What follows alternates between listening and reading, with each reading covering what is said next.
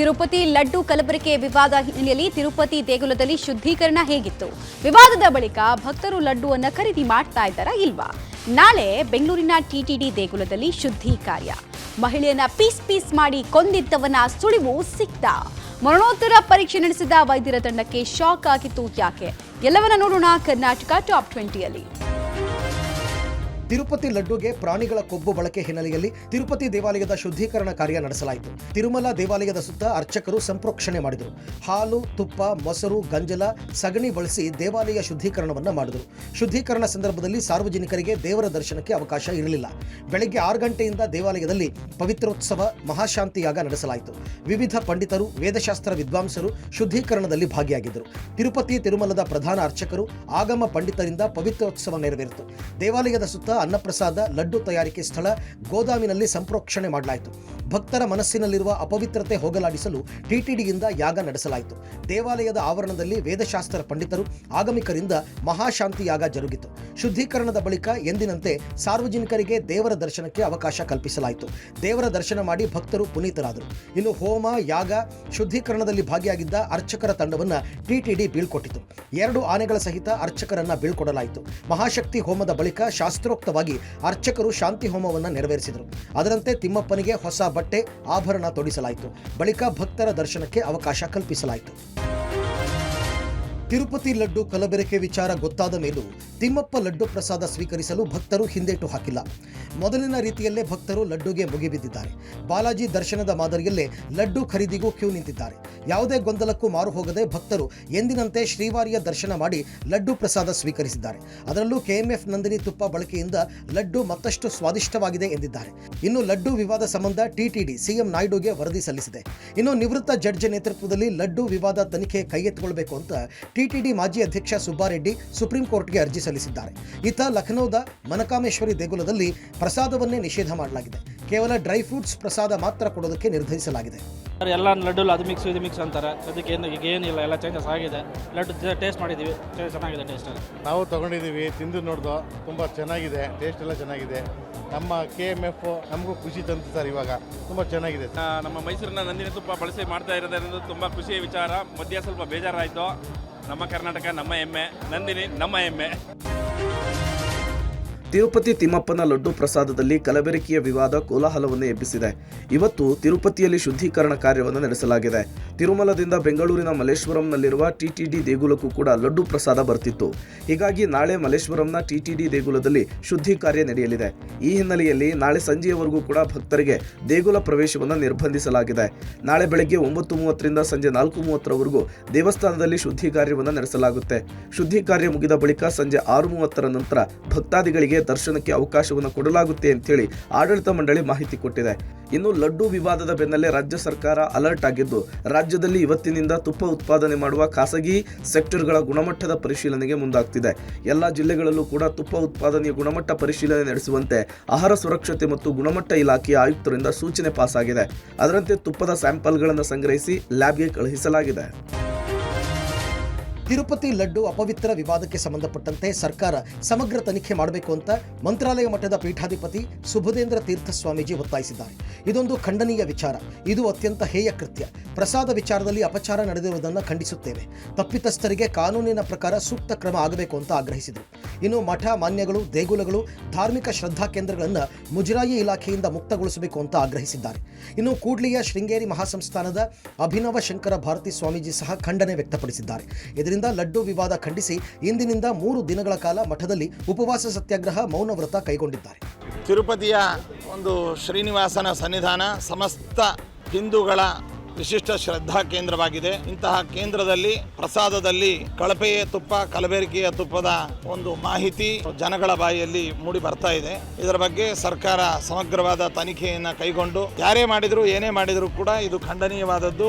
ಭಕ್ತರ ಶ್ರದ್ಧಾ ಕೇಂದ್ರವಾದಂತಹ ಇಂತಹ ಕೇಂದ್ರದಲ್ಲಿ ಈ ರೀತಿಯಾಗಿ ನಡೆಯುವಂತಹದ್ದು ಅತ್ಯಂತ ಹೇಯ ಕೃತ್ಯ, ಅಪಚಾರ ಮತ್ತು ಅದರಲ್ಲಿಯೂ ಪ್ರಸಾದದಲ್ಲಿ ಈ ವಿಚಾರ ನಡೆದಿರುವಂತಹದ್ದು ನಾವೆಲ್ಲರೂ ಕೂಡ ಒಕ್ಕೊರಳಿನಿಂದ ಖಂಡಿಸ್ತೇವೆ. ಸಿಲಿಕಾನ್ ಸಿಟಿ ಬೆಂಗಳೂರಿನಲ್ಲಿ ಮಹಾಲಕ್ಷ್ಮಿಯ ಹತ್ಯೆ ಪ್ರಕರಣದಲ್ಲಿ ಪೋಷಕರು ಅಶ್ರಫ್ ಎಂಬಾತನ ಮೇಲೆ ಅನುಮಾನ ಪಟ್ಟಿದ್ರು. ಈ ಸಂಬಂಧ ಸಲೂನ್ ನಡೆಸ್ತಾ ಇದ್ದ ಅಶ್ರಫ್ ಸೇರಿ ಇನ್ನಿಬ್ಬರನ್ನ ಪೊಲೀಸರು ವಶಕ್ಕೆ ಪಡೆದು ವಿಚಾರಣೆ ನಡೆಸಿದ್ದಾರೆ. ಈ ವೇಳೆ ಅಶ್ರಫ್ ಮಹಾಲಕ್ಷ್ಮಿಯ ಪರಿಚಯ ಇದ್ದ ಬಗ್ಗೆ ಬಾಯ್ಬಿಟ್ಟಿದ್ದಾನೆ. 6 ತಿಂಗಳಿನಿಂದ ಆಕೆ ಸಂಪರ್ಕದಲ್ಲಿರಲಿಲ್ಲ ಅಂತ ಹೇಳಿದ್ದಾನೆ. ಇನ್ನು ಪ್ರಕರಣದ ಸಂಬಂಧ ಕೆಲವೊಂದು ದಾಖಲೆಗಳನ್ನು ಕೊಡಲಿಕ್ಕೆ ವೈಯಾಲಿ ಕಾವಲ್ ಠಾಣೆಯ ಮಹಾಲಕ್ಷ್ಮಿಯ ಪತಿ ಹೇಮಂತ್ ದಾಸ್ ಆಗಮಿಸಿದ್ರು. ಈ ವೇಳೆ ಮಹಾಲಕ್ಷ್ಮಿಯ ಅಸ್ಥಿಯನ್ನ ರಾಮೇಶ್ವರಂನಲ್ಲಿ ಬಿಡಲಿಕ್ಕೆ ಕುಟುಂಬ ನಿರ್ಧರಿಸಿದೆ ಅಂತ ಹೇಳಿದ್ರು. ಕುಟುಂಬಸ್ಥರ ಕನಸಿನಲ್ಲಿ ಮಹಾಲಕ್ಷ್ಮಿ ಬರ್ತಿದ್ದು ಆಕೆಗೆ ಮುಕ್ತಿಯನ್ನು ಕೊಡಿಸಲಿಕ್ಕೆ ರಾಮೇಶ್ವರಂನಲ್ಲಿ ಅಸ್ಥಿ ಬಿಡಲು ನಿರ್ಧರಿಸಲಾಗಿದೆ.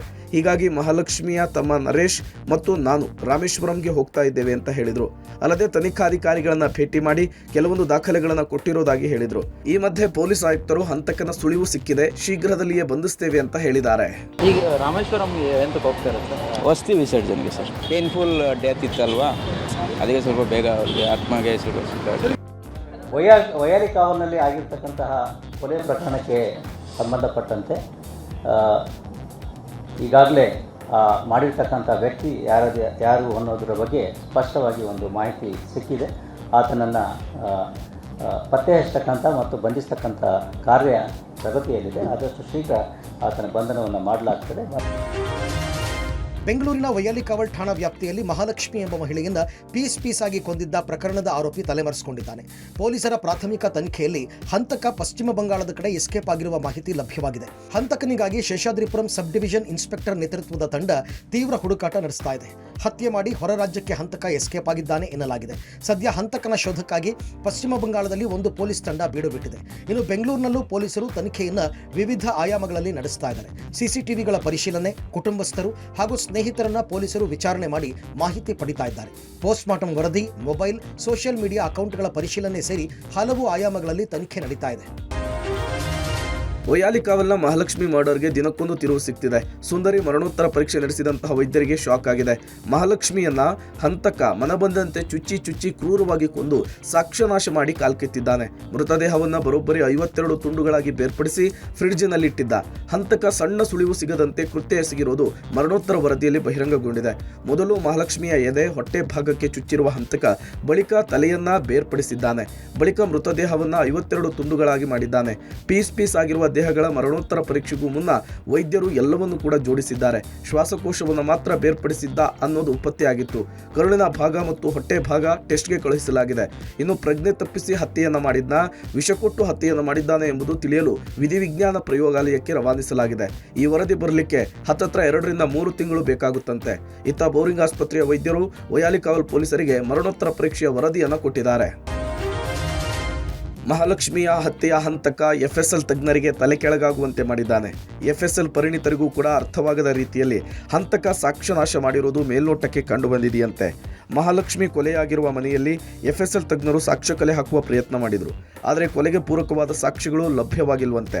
ಹಂತಕನ ಬೆರಳಚ್ಚು ಬಿಟ್ಟರೆ ಯಾವುದೇ ರೀತಿಯ ಸಾಕ್ಷ್ಯ ಸಿಕ್ಕಿಲ್ಲ ಅಂತ ಹೇಳಲಾಗ್ತಿದೆ.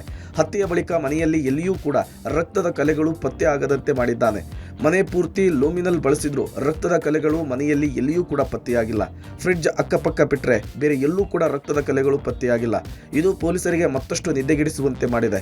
ಹಂತಕ ಕೊಲೆ ಮಾಡಿ ಮೃತದೇಹವನ್ನು ತಂದು ಫ್ರಿಡ್ಜ್ನಲ್ಲಿ ಇಟ್ಟಿದ್ದಾನ ಅಥವಾ ಇಲ್ಲಿಯೇ ಕೊಲೆ ಮಾಡಿದ್ದಾನ ಅನ್ನುವಂತಹ ಗೊಂದಲದಲ್ಲಿ ಪೊಲೀಸರಿದ್ದು ತನಿಖೆಯನ್ನ ಚುರುಕುಗೊಳಿಸಿದ್ದಾರೆ. ಬೆಂಗಳೂರಿನಲ್ಲಿ ಬಿಬಿಎಂಪಿ ಮೈದಾನದ ಗೇಟ್ ಬಿದ್ದು ಬಾಲಕ ನಿರಂಜನ್ ಸಾವನ್ನಪ್ಪಿದ್ದಾನೆ. ವಿಕ್ಟೋರಿಯಾ ಆಸ್ಪತ್ರೆಯಲ್ಲಿ ಮರಣೋತ್ತರ ಪರೀಕ್ಷೆ ನಡೆಸಿದ ಬಳಿಕ ಮೃತದೇಹವನ್ನು ಕುಟುಂಬಸ್ಥರಿಗೆ ಹಸ್ತಾಂತರಿಸಲಾಯಿತು. ಮನೆಗೆ ಭೇಟಿ ನೀಡಿದ ಸಚಿವ ದಿನೇಶ್ ಗುಂಡೂರಾವ್ ಮತ್ತು ಸಂಸದ PC ಮೋಹನ್ ನಿರಂಜನ್ ಅಂತಿಮ ದರ್ಶನ ಪಡೆದು ಕುಟುಂಬಸ್ಥರಿಗೆ ಸಾಂತ್ವನ ಹೇಳಿದರು. ಮಗನನ್ನ ನೆನೆದು ತಾಯಿ ಗೋಳಾಡಿದರು. ಈ ಹಿಂದೆ 2 ಮಕ್ಕಳು ಹೆರಿಗೆ ಸಮಯದಲ್ಲಿ ಮೃತಪಟ್ಟಿದ್ದು, ಕೆಲ ವರ್ಷಗಳ ಬಳಿಕ ನಿರಂಜನ್ ಹುಟ್ಟಿದ್ದ. ಆದರೆ ಈಗ ಆತನೂ ಇಲ್ಲ ಅಂತ ಕಣ್ಣೀರಿಟ್ಟರು. ಇನ್ನು ಮಗನ ಸಾವಿನಲ್ಲೂ ಪೋಷಕರು ಮಾನವೀಯತೆ ಮೆರೆದಿದ್ದಾರೆ. ಮೃತ ನಿರಂಜನ್ ಕಣ್ಣುಗಳನ್ನು ದಾನ ಮಾಡಲಾಗಿದೆ. ಇದೇ ಗಣೇಶೋತ್ಸವ ಮೆರವಣಿಗೆ ವೇಳೆ ಮೃತ ನಿರಂಜನ್ ಮಾಡಿದ್ದ ಡ್ಯಾನ್ಸ್ ವಿಡಿಯೋ ವೈರಲ್ ಆಗಿದೆ. ಇತ್ತ ಬಿಬಿಎಂಪಿ ನಿರ್ಲಕ್ಷ್ಯಕ್ಕೆ ಘಟನೆ ನಡೆದಿದೆ ಅಂತ ಸಾರ್ವಜನಿಕರು ಆಕ್ರೋಶ ಹೊರಹಾಕ್ತಾ ಇದ್ದಾರೆ. ಘಟನೆ ಪರಿಶೀಲನೆಗೆ ಸಮಿತಿ ರಚಿಸಿರುವುದಾಗಿ ಬಿಬಿಎಂಪಿ ಕಮಿಷನರ್ ತುಷಾರ್ ಗಿರಿನಾಥ್ ಹೇಳಿದ್ದಾರೆ. ನಮ್ಮಿಂದ 4 ಜನಕ್ಕೆ ಒಳ್ಳೇದಾದರೆ ಒಳ್ಳೇದಲ್ಲ ಸರ್, ಎಲ್ಲರಿಗೂ ಒಳ್ಳೇದಾಗಬೇಕು. ಅವನಂತೂ ಕಳ್ಕೊಂಡಿದ್ದೀವಿ. ಅವರು ಮಾತಾಡೋ ಸ್ಥಿತಿಲಿಲ್ಲಪ್ಪ. ಕಣ್ಣಿದಾನ ಇಲ್ಲೇ ಮಾಡಿಸಿದ್ವಿ ಸರ್. ಅದು ಇನ್ನೂ ಸರ್ಟಿಫಿಕೇಟ್ ಕೊಟ್ಟಿಲ್ಲ. ಸದ್ಯಕ್ಕೆ ಒಂದು ಐಡಿಯಾ ಬಂತು, ವೇಸ್ಟ್ ಮಾಡೋದು ಬೇಡ ಅಂತ. ಏನಿಲ್ಲ ಸರ್, ನನಗೆ ಒಂದು ಸ್ವಲ್ಪ ಇದಾಯಿತು, ಅದಕ್ಕೋಸ್ಕರ ಮಾಡು ಅಂದರು, ಅದಕ್ಕೋಸ್ಕರ ಮಾಡ್ತಾರೆ. ಝೋನ್ನಲ್ಲಿನ ಕೆಲಸ ಆಗಿದ್ದರಿಂದ ಅದಕ್ಕೆ ನಾವು ಗಮನದಲ್ಲಿ ಇಟ್ಕೊಂಡು ಇನ್ನೊಂದು ಉನ್ನತ ಮಟ್ಟದ ಚೀಫ್ ಇಂಜಿನಿಯರ್ಸ್ 3 ಮಂದಿದು ಕಮಿಟಿ ಮಾಡಿ ಒಂದು ವಾರದೊಳಗಾಗಿ ಕರೆಕ್ಟಾಗಿ ರಿಪೋರ್ಟು ಅಂದರೆ ಅದಕ್ಕೆ ಫುಲ್ ತಾಂತ್ರಿಕ ಪರಿಶೀಲನೆ ಮಾಡಿಕೊಂಡು ಒಂದು ರಿಪೋರ್ಟ್ ಕೊಡಬೇಕು. Because they have to draw some sample. ಒಂದು 3 ಮಂದಿದು ಕಮಿಟಿ ಮಾಡಿ ಒಂದು ವಾರ ಟೈಮ್ ಕೊಟ್ಟಿದ್ದೀನಿ. ಕೊಲೆ ಕೇಸ್ನಲ್ಲಿ ಬಂಧನವಾದ 102 ದಿನಗಳ ಬಳಿಕ ಆರೋಪಿ ದರ್ಶನ್ ಜಾಮೀನು ಕೋರಿ ಅರ್ಜಿ ಸಲ್ಲಿಸಿದರು. ಆದರೆ ಇಂದು ದರ್ಶನ್ಗೆ ಜಾಮೀನಿನ ಸಿಹಿ ಸಿಗಲಿಲ್ಲ. ಆಕ್ಷೇಪಣೆ ಸಲ್ಲಿಕೆಗೆ ಎಸ್ಪಿಪಿ ಕಾಲಾವಕಾಶ ಕೇಳಿದ ಹಿನ್ನೆಲೆಯಲ್ಲಿ ಅರ್ಜಿ ವಿಚಾರಣೆಯನ್ನು ಸೆಷನ್ಸ್ ಕೋರ್ಟ್ ಸೆಪ್ಟೆಂಬರ್ 27ಕ್ಕೆ ಮುಂದೂಡಿಕೆ ಮಾಡಿದೆ. ಇನ್ನು ಪ್ರಕರಣದ A1 ಪವಿತ್ರ ಗೌಡ ಜಾಮೀನು ಅರ್ಜಿ ವಿಚಾರಣೆಯು ಮುಂದೂಡಿಕೆಯಾಗಿದ್ದು ಸೆಪ್ಟೆಂಬರ್ 25ಕ್ಕೆ ವಿಚಾರಣೆಯನ್ನು ಮುಂದೂಡಲಾಗಿದೆ. ಈ ಮೂಲಕ ಬೇಲ್ ನಿರೀಕ್ಷೆಯಲ್ಲಿದ್ದ ನಟ ದರ್ಶನ್ ಪವಿತ್ರ ಗೌಡಗೆ ನಿರಾಸೆ ಆಗಿದೆ. ಆದರೆ A16 ಕೇಶವಮೂರ್ತಿಗೆ ಹೈಕೋರ್ಟ್ನಿಂದ ಜಾಮೀನು ಮಂಜೂರು ಆಗಿದೆ. ಪ್ರಕರಣದಲ್ಲಿ ರೇಣುಕಾಸ್ವಾಮಿ ಶವ ವಿಲೇವಾರಿಯಲ್ಲಿ ಭಾಗಿಯಾಗಿದ್ದ ಆರೋಪಿ ಕೇಶವಮೂರ್ತಿಗೆ ಜಾಮೀನು ಸಿಕ್ಕಿದೆ. ಇನ್ನು ಬಳ್ಳಾರಿ ಜೈಲಿನಲ್ಲಿರುವ ನಟ ದರ್ಶನ್ರನ್ನ ಪತ್ನಿ ವಿಜಯಲಕ್ಷ್ಮಿ ಭೇಟಿ ಮಾಡಿದ್ರು. ಜಾಮೀನು ಅರ್ಜಿ ವಿಚಾರಣೆ ಮುಂದೂಡಿಕೆ ಬೆನ್ನಲ್ಲೇ ಭೇಟಿ ಮಾಡಿರುವ ಪತ್ನಿ ವಿಜಯಲಕ್ಷ್ಮಿ ದರ್ಶನ್ಗೆ ಧೈರ್ಯ ತುಂಬಿದರು. ರಾಜರಾಜೇಶ್ವರಿ ನಗರದ ಬಿಜೆಪಿ ಶಾಸಕ ಮುನಿರತ್ನ ವಿರುದ್ಧದ ಪ್ರಕರಣಗಳ ತನಿಖೆಗೆ ಸರ್ಕಾರ ಎಸ್ಐಟಿ ರಚಿಸಿದೆ. ವೈಯಾಲಿಕಾವಲ್ ಠಾಣೆಯಲ್ಲಿ ದಾಖಲಾಗಿದ್ದ ಜಾತಿ ನಿಂದನೆ ಕೇಸ್ ಹಾಗೂ ಬೆದರಿಕೆ ಆರೋಪ ಪ್ರಕರಣ ಹಾಗೂ ಕಗಲಿಪುರ ಪೊಲೀಸ್ ಠಾಣೆಯಲ್ಲಿ ದಾಖಲಾಗಿರುವ ಅತ್ಯಾಚಾರ ಕೇಸ್ ಎಸ್ಐಟಿಗೆ ವರ್ಗವಾಗಿದೆ. ಬಿಕೆ ಸಿಂಗ್ ನೇತೃತ್ವದಲ್ಲಿ ವಿಶೇಷ ತನಿಖಾ ತಂಡ ತನಿಖೆ ನಡೆಸಲಿದೆ. ಕೇಸ್ ಫೈಲ್ ಹಸ್ತಾಂತರ ಬೆನ್ನಲ್ಲೇ ಎಸ್ಐಟಿ ಅಧಿಕಾರಿಗಳು ಮುನಿರತ್ನ ಅವರನ್ನು ವಶಕ್ಕೆ ಪಡೆಯಲು ಕೋರ್ಟ್ಗೆ ಮನವಿ ಸಲ್ಲಿಸಿದರು. ಆದರೆ ವಿಚಾರಣೆಯನ್ನು ನಾಳೆಗೆ ಮುಂದೂಡಲಾಗಿದೆ. ಇನ್ನು ಎಸ್ಐಟಿಗೆ ಕೇಸ್ ವರ್ಗ ಮಾಡಿದ್ದನ್ನು ಗೃಹ ಸಚಿವ ಪರಮೇಶ್ವರ್ ಸಮರ್ಥಿಸಿಕೊಂಡಿದ್ದಾರೆ. ಇದೊಂದು ಸಂಚು ಅಂತ ಎಂಎಲ್ಸಿ ಸಿಟಿ ರವಿ ವಾಗ್ದಾಳಿ ನಡೆಸಿದ್ದಾರೆ. ಮುನಿರತ್ನ ಜಾಮೀನು ಅರ್ಜಿ ವಿಚಾರಣೆ ಸೆಪ್ಟೆಂಬರ್ 25ಕ್ಕೆ ಮುಂದೂಡಿಕೆಯಾಗಿದೆ. ಎಸ್ಐಟಿ ರಚನೆ ಮಾಡಿದ್ದೇವೆ. ಯಾಕೆಂದರೆ ದಿನನಿತ್ಯ ಒಂದೊಂದು ಕೇಸಸ್ಸು ಆ್ಯಡ್ ಆಗ್ತಾ ಇದೆ. ಅವ್ರದ್ದು ಈಗ ನಾವು ಮೇಲ್ನೋಟಕ್ಕೆ ಏನೋ ಒಂದು ಕೇಸ್ ಕೊಟ್ಟಿದ್ರು ಅಂತೇಳಿ ಕೇಸ್ ತೊಗೊಂಡು ಅವ್ರನ್ನ ಇನ್ವೆಸ್ಟಿಗೇಷನ್ ಮಾಡಿಕೊಂಡು ಅವ್ರನ್ನ ಅರೆಸ್ಟ್ ಮಾಡಿದ್ದು. ಅದಾದ ಮೇಲೆ ಈಗ ಕೇಸ್ಗಳು ಬರ್ತಾ ಇದೆ. ಹಾಗಾಗಿ ಅದಕ್ಕೆ SIT ಅಗತ್ಯತೆ ಇದೆ ಅಂತೇಳಿ SIT ಮಾಡಿದ್ವಿ. ತಗೊಳ್ತಾರೆ ಸರ್, ತಗೊಳ್ಳೇಬೇಕಲ್ಲ, ಇನ್ವೆಸ್ಟಿಗೇಷನ್ ಮಾಡಬೇಕಲ್ಲ.